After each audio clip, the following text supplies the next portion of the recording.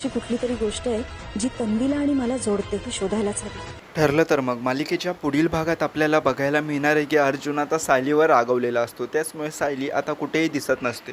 तर सायली नक्की कुठे गेली असेल, ती घर सोडून तर नाही ना गेली अशी सगळ्यांना भीती वाटू लागते. तेवढ्यातच तिथे अस्मिता येते आणि ती सांगू लागते की सायली स्टोरूममध्ये बसली आहे, चला आपण सगळे जाऊयात.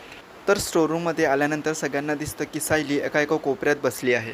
तर सायलीचं असं वागणं बघून आता सगळ्यांना हसू येऊ लागतं. तर अस्मिता बोलू लागते की कोणीतरी जरा जास्तच रागवलंय, नवऱ्याचं बोलणं एवढंही मनाला लावून घेऊ नये. त्यानंतर अर्जुन आता सायलीची माफी मागत असतो. तर सायलीच्या अशा वागण्यावरून प्रतिमा सांगू लागते की प्रताप, तुला आठवतो का लहानपणी तन्वीसुद्धा असंच करायची. लहानपणी जेव्हा अश्विन आणि अर्जुन क्रिकेट खेळायचे तेव्हा तन्वी खेळण्याचा हट्ट करायची, पण खेळताना सायलीला बॉल लागू शकतो म्हणूनच अर्जुन तिला खेळायला घ्यायचा नाही. आणि त्यानंतर तन्वी अशीच रुसून स्टोरूममध्ये येऊन बसायची याच ठिकाणी. तर तन्वी आणि माझं वागणं सेम आहे म्हणून सायलीला आणखीन संशय येतो.